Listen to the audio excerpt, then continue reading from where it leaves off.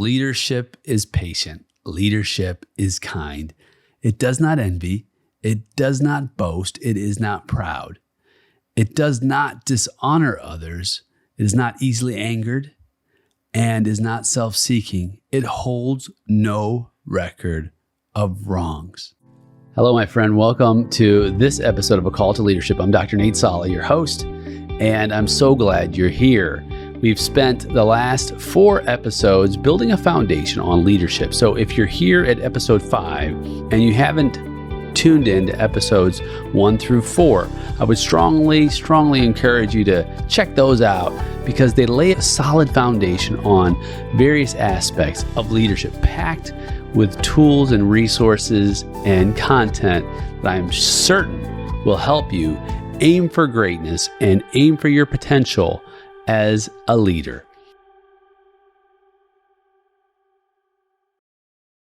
Hello, my friend. Welcome to this episode of A Call to Leadership. I'm Dr. Nate Sala, your host, and I'm so glad you're here. We've spent the last 4 episodes building a foundation on leadership. So if you're here at episode 5 and you haven't tuned in to episodes 1 through 4, I would strongly encourage you to check those out because they lay a solid foundation on various aspects of leadership, packed with tools and resources and content that I'm certain will help you aim for greatness and aim for your potential as a leader. So here we are, episode 5. One more to go after this, episode 6, which will be pitfalls that I've seen in the past that people continue to repeat. And this episode 5 is really near and dear to my heart. It's the relationship between purpose and profit in leadership. So I come from the financial world, spent a lot of time in that sector. We talk a lot about profit. And the kind of profit that the financial world generally talks about is financial profit, money, which many entrepreneurs strive for. In fact, many entrepreneurs have a profit motive, for-profit business, right? You need money. Money is fuel. In fact, when I first considered entrepreneurship beyond like a street hustle or different things that I did way back in the day at the flea market or wherever I was hustling, trying to make a dollar, when I was in a legitimate business, I dropped out of college to become an entrepreneur. I was age 21. And I thought I can go try to be a millionaire instead of taking these classes, which may not have any bearing on my ability to have independent wealth. So, and I saw Michael Dell and Steve Jobs and Bill Gates, they all were college dropouts. So it's like, well, hey, they did it and look, they're doing great. I'm going to do it too. So my number one motive was money, profit. And many budding entrepreneurs, that's also their desire. In fact, I was driving down the road one day and a couple of young entrepreneurs pulled up next to me and saw that I had a cool car and asked me, what I did because they wanted to know how they can get paid too. Of course, the car doesn't really mean that you're paid. It could mean that you're paying the bank and you'll be paying them forever if you're in debt. Another day for that episode. So the mindset of building my profit model. And the problem is that I've put my entire purpose in making money and not in truly leading and serving in my business because I didn't have any real mentors or guidance. Really no such thing as podcasts back then to learn other than reading a book or reading Entrepreneur Magazine. And so I was really just winging it. And within 3 years, I had amassed over $100,000 in debt. And this is 1995 to 1998. So it's a lot of money back then. It's still a lot of money today. And I was going in the wrong direction. So now I needed $1.1 million to become a millionaire. And it was so bad that by the time I was 25, I started telling people I was 25 because I wanted to be a millionaire by 30. And so I saw that it didn't look like it was going to happen. And so I started lying about my age and telling people that I was still 25 when I was 26 because again, I wanted to be a millionaire. It's so silly now in hindsight, all these years later. But my motive was financial profit. And I didn't realize until later, that there was more space in the idea of profit than just money. And again, money is necessary as fuel, but it's a byproduct. It's a result of profitable ideas, profitable relationships, profitable ways that you can serve and solve problems for others. And when I started to look into the word profit, I realized that, wow, it just means gain. To profit is to gain. And so when we're talking about profit in leadership context, we're gaining in leadership context. We're not just profiting financially. That certainly is a part of it. We'll talk lots about that on the business segments.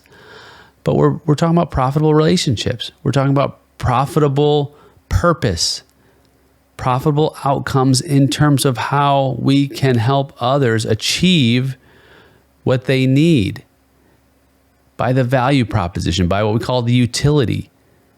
And so I started opening my mind and thinking, wow, well, how can I lead more profitably on the front end so that my margins, my actual profit margins, would increase on the back end?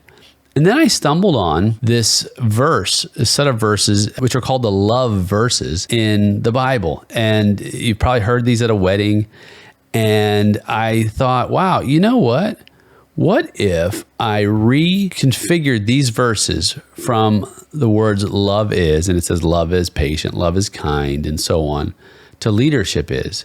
So leadership is patient. Leadership is kind. It does not envy. It does not boast. It is not proud. It does not dishonor others.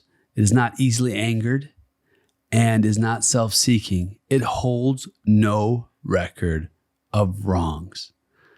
Leadership does not delight in evil, but rejoices with the truth. It always protects, always trusts, always hopes, always perseveres. That kind of leadership doesn't fail.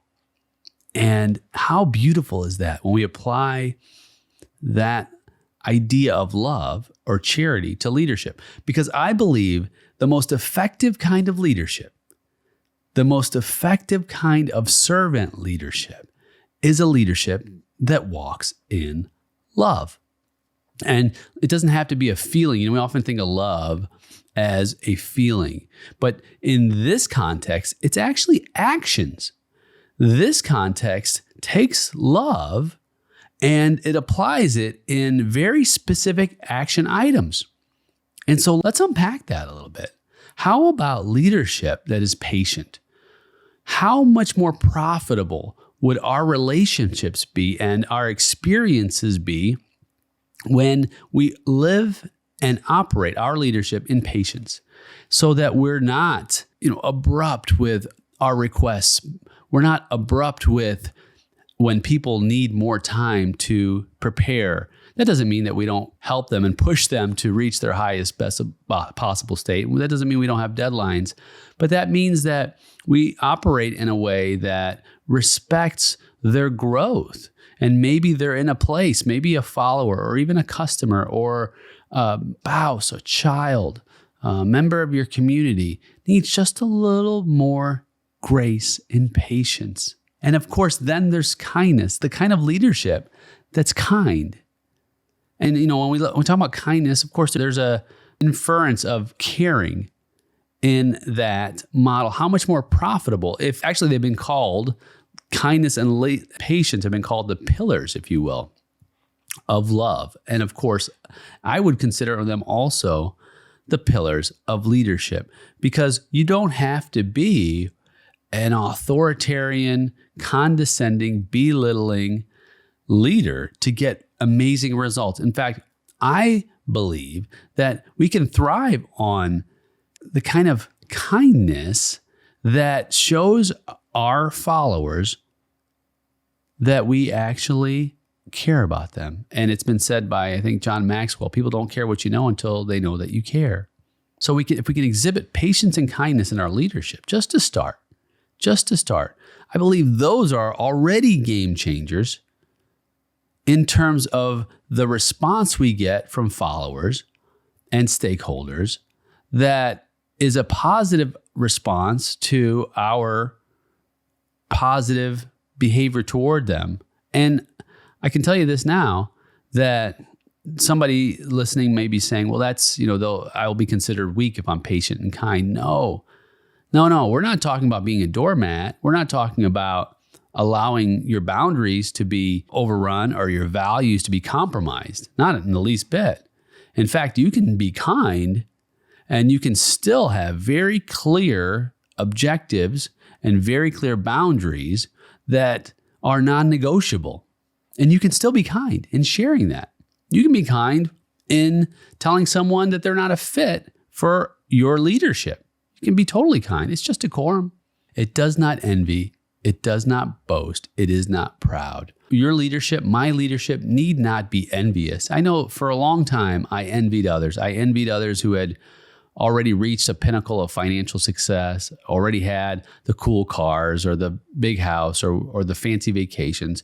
And there came a point in my life where I no longer envied them. Not because necessarily even that I was able to obtain that. I'm not a billionaire. And there are those who have much greater means than I do or possibly ever will. And I don't view that in an envious way anymore. I view that as in a way that they've been gifted with a responsibility with that resource. And what they do with it is between them and God. And so the envy piece can dissipate. The boasting piece is not necessary. There's no need to boast because the results speak for themselves. And there's no reason to be proud because, and we're not kind of talking about, I'm proud of my employee or I'm proud of the work we do here or I'm proud of my children or my spouse or anyone in my camp. We're talking about the kind of pride that leads to just really destruction. The Bible says that haughtiness leads to destruction, pride before the fall, or vice versa.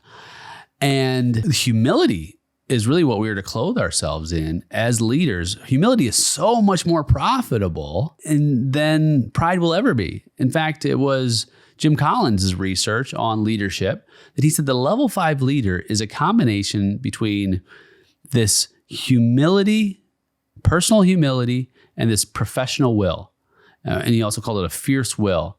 So you can have great humility as a leader, and you can have a resolve that are married and merged in what he calls level 5 leadership, the very pinnacle of leadership. And that's what we're talking about here in these verses. And if you want to check them out, it's 1 Corinthians chapter 13, verses 4 through 8. So we don't need to be proud, and we don't need to dishonor others, or we don't need to be rude. Who needs to be rude? All we need to do is speak with respect as leaders, because respect given, respect received. You say, well, not everyone's going to respect me if I give them respect. You know what? I've had people call me all kinds of names and curse me out for God knows what. And I have not always done this, but as I've matured in my emotional maturity, I've responded with and respect and kindness. And it's amazing how people can turn from being really rude to being kind. In fact, I had a contractor who did some work for me and cut down some trees. And I noticed when I got home that one of the trees was not fully cut down. I sent a message and I said, hey, there was a tree that didn't get fully cut down. And there's also some stuff laying here. I'd like to pay you after the work is finished. And then I put appreciate. My message must have come off rude because the contractor responded and said that, they're back tomorrow and they appreciate me, but they don't really think that I appreciate them. So I clearly offended this individual. I didn't compliment their work. It was a very hot day. And what I should have done was first acknowledged my gratitude for the work that was done and that it was satisfactory except for that one aspect. And so I responded and said, I'm sorry that I've clearly offended you. It wasn't my intention. And then I get a response that says, I'm sorry. It's been a long day. It's really hot. and apologize for my behavior. Now, someone listening is saying, you shouldn't have to apologize. You don't have to apologize. Indeed, you're absolutely right. I don't have to apologize. But if I want to live in a way that my leadership is strong and serving well, I have no problem apologizing for a misunderstood message that I sent. No problem at all, because I can walk in the humility to know that it doesn't bother me at all. And it's not necessarily even weakness. In fact, it's more like meekness. It's interesting. Meekness is confused with weakness, but it's described really as power under control, or as it's been said by some scholars, that having our swords sheathed, if you will. And so that means that you don't have to wield the sword because there's no real threat. And so that's what we're talking about. And that relationship today is so much more profitable than it would have been had I responded in anger, which is the next one. Love or leadership is not easily angered. So I don't have to lash out. I can use calmness. I can use discernment. I can think through my next words, my decisions that I'm going to make, so that they are prudent and they are profitable. And ultimately, one of my goals is to create something that's much more valuable than all the money I could ever amass. And that is relational currency, not my Bitcoins, or not my virtual currency, and not my mutual funds or my equity in my organizations. It's relational currency. It's also called social capital. I think that's so much more valuable in leadership, because that is the relationship piece that allows me to cash in when I need help relationally with my leadership journey. So love is not, or leadership is not, easily angered. It's not self-seeking. We talked about this in the last couple of episodes. We're going to talk about this a lot when we do our servant leadership series. I really strongly encourage you to listen into that. It's not self-seeking. I'm seeking the benefit of the cause. And if I can elevate others through this cause and I can decrease, then I'm not magnified, but the cause is magnified, then we can aim for that and I get out of the way. So that's what we're talking about. Leadership is not self-seeking. It doesn't mean that you don't take care of yourself. Absolutely take care of yourself. In fact, you must love your followers enough to take care of yourself, because you need to be healthy. You need to be whole. And I'm not just talking about physical health. We're talking about spiritual. We're talking about mental well-being and health. Nothing wrong with counseling. We'll hear about this in another episode. You got the gym membership, get the spiritual, get the emotional well-being as well, to be whole so that you can lead well. Self-care is essential. We're going to talk lots about how we can be whole, not only our temple, but our minds and our hearts. So the next one is, it does not delight in evil, but rejoices with the truth. What does that mean? The kind of leadership that is truth-seeking. Look for evidence, not just claims, but evidence to support your decisions as a leader. Have the kind of thinking that is solid and sharp and cuts through the lies, if you will, and seeks truth in all aspects of your leadership. And not only that, but don't tell lies. Be honest. It's a matter of your character as well. And great character and great competence are what Stephen Covey called the pillars, another couple of pillars of trustworthiness. We'll talk about that later too. We've got so much to cover together. This is going to be great. And so ultimately, be a person of conviction in your good character, because you are full of truth in your leadership journey. Oh my goodness.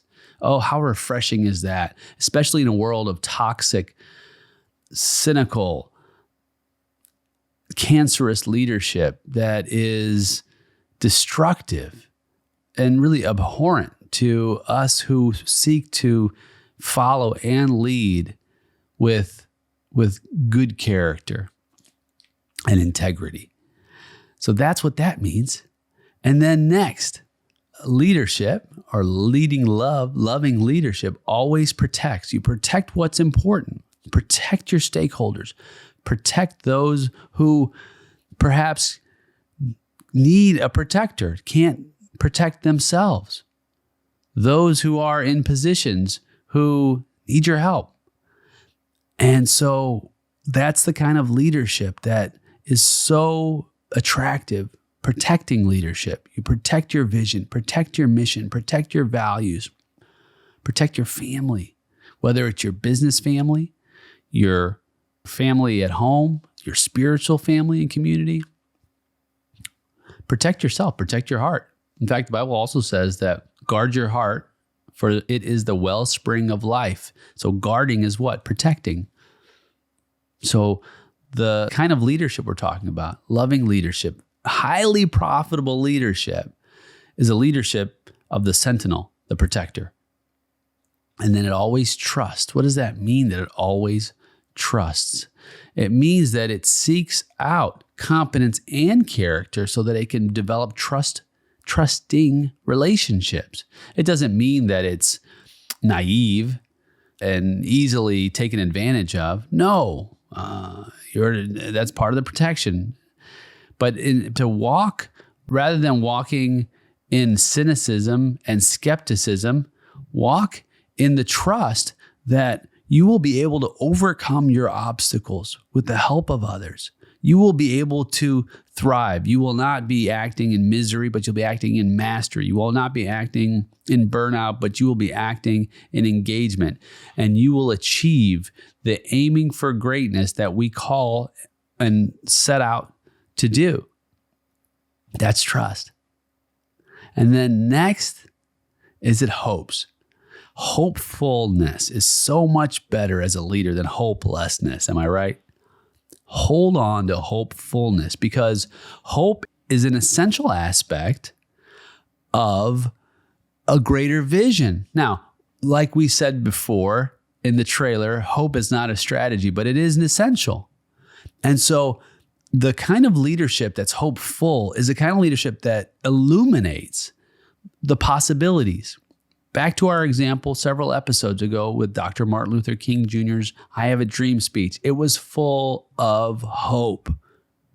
We need hope, especially in a world that's dark and lonely. We need hopefulness from you, leader. Give us hope. And then lastly, it always perseveres.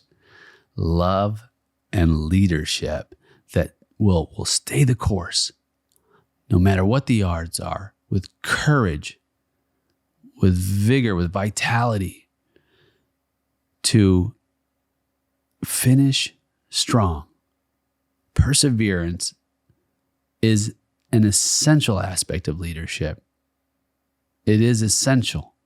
And so you must persevere. You must not lay down, but get back up. No matter what happens, get back up. You'll be glad you did.